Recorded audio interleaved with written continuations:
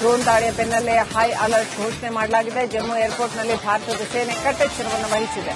ಗಡಿಯಲ್ಲಿ ಎಲ್ಲಾ ವಿಮಾನಗಳ ಹಾರಾಟವನ್ನು ನಿಷೇಧ ಮಾಡಲಾಗಿದೆ. ಜಮ್ಮು, ಶ್ರೀನಗರ್, ಚಂಡೀಗಢ, ಲೇ, ಡೆಹ್ರಾಡೂನ್, ಅಮೃತಸರ್ ನಿನ್ನೆ ಅಷ್ಟೇ ಓಪನ್ ಅಪ್ ಆಗಿತ್ತು. ಮತ್ತೆ ಈ ಎಲ್ಲಾ ಏರ್ಪೋರ್ಟ್ಗಳಲ್ಲಿ ವಿಮಾನ ಹಾರಾಟವನ್ನು ನಿಷೇಧ ಮಾಡಲಾಗಿದೆ. ಅಮೃತಸರ್, ಡೆಹ್ರಾಡೂನ್, ಲೇ, ಚಂಡೀಗಢ, ಶ್ರೀನಗರ್, ಜಮ್ಮು ಇಷ್ಟೂ ಕಡೆ ವಿಮಾನ ಹಾರಾಟಗಳನ್ನು ನಿಷೇಧ ಮಾಡಲಾಗಿದೆ. ಯಾವ ಕ್ಷಣದಲ್ಲಿ ಯಾವುದೇ ರೀತಿ ಅಪಾಯ ಸಂಭವಿಸಬಹುದು. ಹಾಗಾಗಿ ಇಷ್ಟೂ ಕಡೆಗಳಲ್ಲಿ ವಿಮಾನಗಳ ಹಾರಾಟವನ್ನು ನಿಷೇಧ ಮಾಡಲಾಗಿದೆ.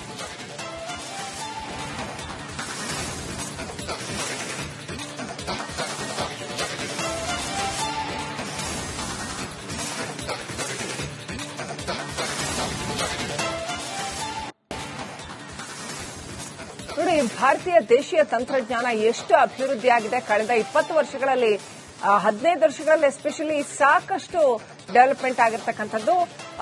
ಈ ಸಮಯದಲ್ಲಿ ಎಪಿಜೆ ಅಬ್ದುಲ್ ಕಲಾಂ ಅವ್ರನ್ನ ನಾವು ನೆನೆಸ್ಕೊಳ್ಬೇಕು.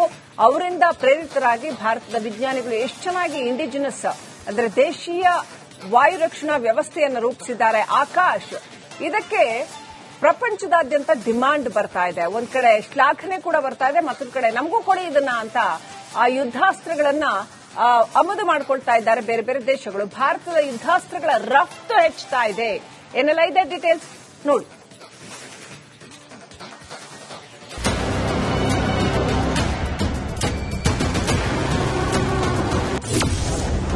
ಆಪರೇಷನ್ ಸಿಂಧೂರ್ಗೆ ಪಾಕ್ ಗಲಿಬಿಲಿ. ಭಾರತದ ಅಸ್ತ್ರಗಳಿಗೆ ಬೆಚ್ಚಿ ಬಿದ್ದ ಪಾಕಿಸ್ತಾನ.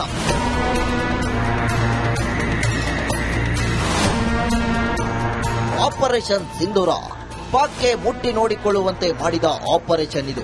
ಪಹಲ್ಗಾಮ್ ಭಯೋತ್ಪಾದಕರನ್ನ ಹುಡುಕಿ ನಮ್ಮ ಸೇನೆ ಹುಟ್ಟಡಗಿಸುತ್ತಿದೆ.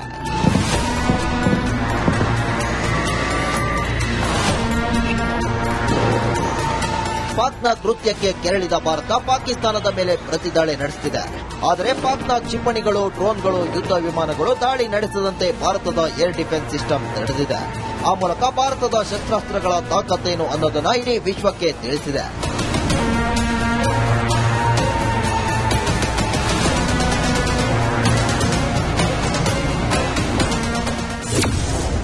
ಭಾರತದ ಶಸ್ತ್ರಾಸ್ತ್ರಗಳಿಗೆ ಡಿಮ್ಯಾಂಡ್ ಅಪ್ಪೋ ಡಿಮ್ಯಾಂಡು. ವಿದೇಶಗಳಿಂದ ಸ್ವದೇಶಿ ಅಸ್ತ್ರಗಳಿಗೆ ಭಾರಿ ಬೇಡಿಕೆ. ಪಾಕ್ಗೆ ನಡುಕ ಹುಟ್ಟಿಸಿದ ಭಾರತೀಯ ಯುದ್ಧಾಸ್ತ್ರಗಳು ಈಗ ವಿಶ್ವದ ಗಮನ ಸೆಳೆದಿವೆ. ಅದರಲ್ಲೂ ಸ್ವದೇಶಿ defence system Akash, BrahMos, drone ಡಿಟೆಕ್ಟರ್ಗಳಿಗೆ ಭಾರಿ ಡಿಮ್ಯಾಂಡ್ ಬಂದಿದೆ.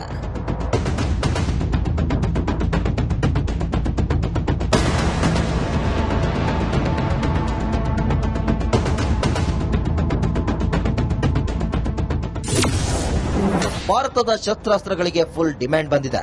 ಬ್ರಹ್ಮೋಸ್ ಕ್ಷಿಪಣಿಗೆ ವಿದೇಶಗಳಿಂದ ಡಿಮ್ಯಾಂಡ್ ಬಂದಿದೆ.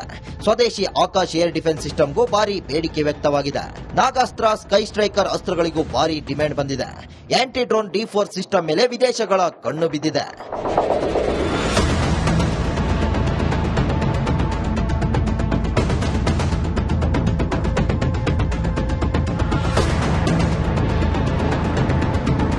ಬ್ರಹ್ಮೋಸ್ ಕ್ಷಿಪಣಿಗೆ ಈಗಾಗಲೇ ಬೇರೆ ಬೇರೆ ದೇಶಗಳಿಂದ ಬೇಡಿಕೆ ಬಂದಿದೆ.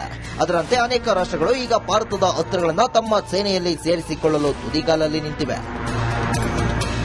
2024-25ರಲ್ಲಿ ಬರೋಬ್ಬರಿ 23,622 ಕೋಟಿ ರೂಪಾಯಿ ಶಸ್ತ್ರಾಸ್ತ್ರ ಭಾರತದಿಂದ ರಫ್ತಾಗಿದೆ. ಕಳೆದ ವರ್ಷಕ್ಕೆ ಹೋಲಿಸಿದರೆ 2024-25ರಲ್ಲಿ ಶೇಕಡಾ 12ರಷ್ಟು ಹೆಚ್ಚಿನ ರಫ್ತು ಕಂಡಿದೆ. ಹೀಗಾಗಿ 2025-26ರಲ್ಲಿ ಶೇಕಡಾ 20ರಷ್ಟು ರಫ್ತು ಹೆಚ್ಚಳ ಸಾಧ್ಯತೆ ಇದೆ.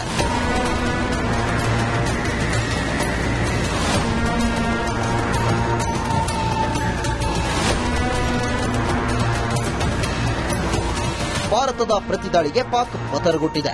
ಕೆಣಕಿ ಬಂದ ಪಾಪಿ ದೇಶಕ್ಕೆ ಭಾರತ ತನ್ನ ತಾಕತ್ತು ತೋರಿಸಿದೆ. ಸದ್ಯ ಈ ಹೊಡೆತವನ್ನು ಸುಧಾರಿಸಲು ಪಾಕ್ಗೆ ಇನ್ನೆಷ್ಟು ಸಮಯ ಬೇಕೋ ಕಾದು ನೋಡಬೇಕಿದೆ. Bureau report. ಡ್ರೋನ್ ದಾಳಿಯ ಬೆನ್ನಲ್ಲೇ ಹೈ ಅಲರ್ಟ್ ಘೋಷಣೆ ಮಾಡಲಾಗಿದೆ. ಜಮ್ಮು ಏರ್ಪೋರ್ಟ್ನಲ್ಲಿ ಭಾರತದ ಸೇನೆ ಕಟ್ಟೆಚ್ಚರವನ್ನು ವಹಿಸಿದೆ. ಗಡಿಯಲ್ಲಿ ಎಲ್ಲಾ ವಿಮಾನಗಳ ಹಾರಾಟವನ್ನು ನಿಷೇಧ ಮಾಡಲಾಗಿದೆ. ಜಮ್ಮು, ಶ್ರೀನಗರ್, ಚಂಡೀಗಢ, ಲೇ, ಡೆಹ್ರಾಡೂನ್, ಅಮೃತಸರ್ ನಿನ್ನೆ ಅಷ್ಟೇ ಓಪನ್ ಅಪ್ ಆಗಿತ್ತು. ಮತ್ತೆ ಈ ಎಲ್ಲಾ ಏರ್ಪೋರ್ಟ್ಗಳಲ್ಲಿ ವಿಮಾನ ಹಾರಾಟವನ್ನು ನಿಷೇಧ ಮಾಡಲಾಗಿದೆ. ಅಮೃತಸರ್, ಡೆಹ್ರಾಡೂನ್, ಲೇ, ಚಂಡೀಗಢ, ಶ್ರೀನಗರ್, ಜಮ್ಮು ಇಷ್ಟೂ ಕಡೆ ವಿಮಾನ ಹಾರಾಟಗಳನ್ನು ನಿಷೇಧ ಮಾಡಲಾಗಿದೆ. ಯಾವ ಕ್ಷಣದಲ್ಲಿ ಯಾವುದೇ ರೀತಿ ಅಪಾಯ ಸಂಭವಿಸಬಹುದು. ಹಾಗಾಗಿ ಇಷ್ಟು ಕಡೆಗಳಲ್ಲಿ ವಿಮಾನಗಳ ಹಾರಾಟವನ್ನ ನಿಷೇಧ ಮಾಡಲಾಗಿದೆ.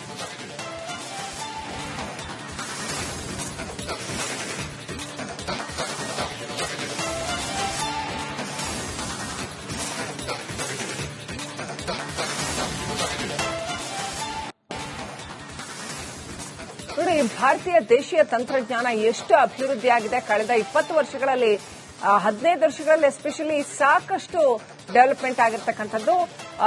ಈ ಸಮಯದಲ್ಲಿ ಎಪಿಜೆ ಅಬ್ದುಲ್ ಕಲಾಂ ಅವ್ರನ್ನ ನಾವು ನೆನೆಸ್ಕೊಳ್ಬೇಕು.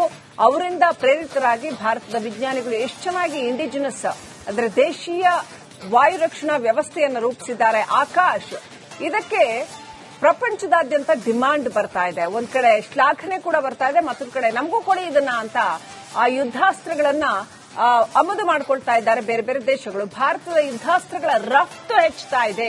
ಏನೆಲ್ಲ ಇದೆ ಡೀಟೇಲ್ಸ್ ನೋಡಿ.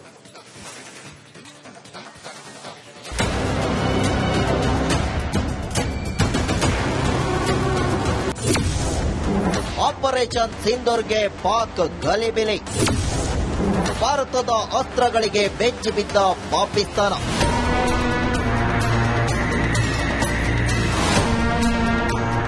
ಆಪರೇಷನ್ ಸಿಂಧೂರ ಪಾಕ್ಗೆ ಮುಟ್ಟಿ ನೋಡಿಕೊಳ್ಳುವಂತೆ ಮಾಡಿದ ಆಪರೇಷನ್ ಇದು. ಪಹಲ್ಗಾಮ್ ಭಯೋತ್ಪಾದಕರನ್ನ ಹುಡುಕಿ ನಮ್ಮ ಸೇನೆ ಹುಟ್ಟಡಗಿಸುತ್ತಿದೆ.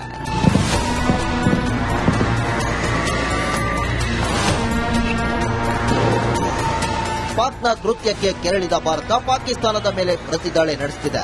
ಆದರೆ ಪಾಕ್ನ ಕ್ಷಿಪಣಿಗಳು, ಡ್ರೋನ್ಗಳು, ಯುದ್ಧ ವಿಮಾನಗಳು ದಾಳಿ ನಡೆಸದಂತೆ ಭಾರತದ ಏರ್ ಡಿಫೆನ್ಸ್ ಸಿಸ್ಟಮ್ ತಡೆದಿದೆ. ಆ ಮೂಲಕ ಭಾರತದ ಶಸ್ತ್ರಾಸ್ತ್ರಗಳ ತಾಕತ್ತೇನು ಅನ್ನೋದನ್ನ ಇಡೀ ವಿಶ್ವಕ್ಕೆ ತಿಳಿಸಿದೆ.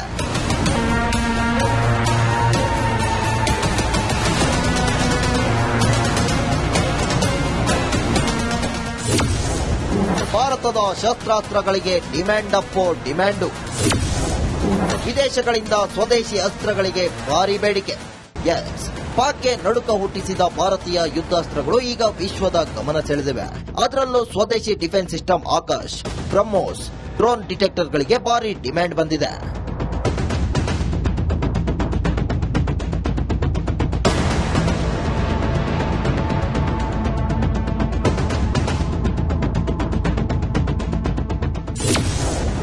ಭಾರತದ ಶಸ್ತ್ರಾಸ್ತ್ರಗಳಿಗೆ ಫುಲ್ ಡಿಮ್ಯಾಂಡ್ ಬಂದಿದೆ. ಬ್ರಹ್ಮೋಸ್ ಕ್ಷಿಪಣಿಗೆ ವಿದೇಶಗಳಿಂದ ಡಿಮ್ಯಾಂಡ್ ಬಂದಿದೆ. ಸ್ವದೇಶಿ ಆಕಾಶ್ ಏರ್ ಡಿಫೆನ್ಸ್ ಸಿಸ್ಟಮ್ಗೂ ಭಾರಿ ಬೇಡಿಕೆ ವ್ಯಕ್ತವಾಗಿದೆ. ನಾಗಾಸ್ತ್ರ, ಸ್ಕೈ ಸ್ಟ್ರೈಕರ್ ಅಸ್ತ್ರಗಳಿಗೂ ಭಾರಿ ಡಿಮ್ಯಾಂಡ್ ಬಂದಿದೆ. ಆಂಟಿ ಡ್ರೋನ್ D4 ಸಿಸ್ಟಮ್ ಮೇಲೆ ವಿದೇಶಗಳ ಕಣ್ಣು ಬಿದ್ದಿದೆ.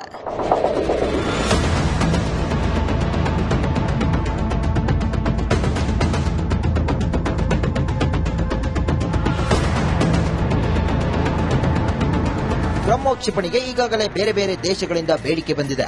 ಅದರಂತೆ ಅನೇಕ ರಾಷ್ಟ್ರಗಳು ಈಗ ಭಾರತದ ಅಸ್ತ್ರಗಳನ್ನು ತಮ್ಮ ಸೇನೆಯಲ್ಲಿ ಸೇರಿಸಿಕೊಳ್ಳಲು ತುದಿಗಾಲಲ್ಲಿ ನಿಂತಿವೆ. 2024-25ರಲ್ಲಿ ಬರೋಬ್ಬರಿ 23,622 ಕೋಟಿ ರೂಪಾಯಿ ಶಸ್ತ್ರಾಸ್ತ್ರ ಭಾರತದಿಂದ ರಫ್ತಾಗಿದೆ.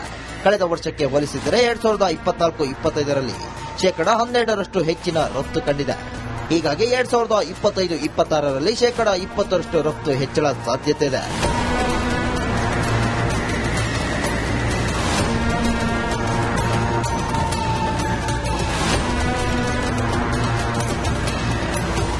ಭಾರತದ ಪ್ರತಿದಾಳಿಗೆ ಪಾಕ್ ಪತರಗೊಟ್ಟಿದೆ. ಕೆಣಕಿ ಬಂದ ಪಾಪಿ ದೇಶಕ್ಕೆ ಭಾರತ ತನ್ನ ತಾಕತ್ತು ತೋರಿಸಿದೆ. ಸದ್ಯ ಈ ಹೊಡೆತವನ್ನು ಸುಧಾರಿಸಲು ಪಾಕ್ಗೆ ಇನ್ನೆಷ್ಟು ಸಮಯ ಬೇಕೋ ಕಾದು ನೋಡಬೇಕಿದೆ. Bureau report.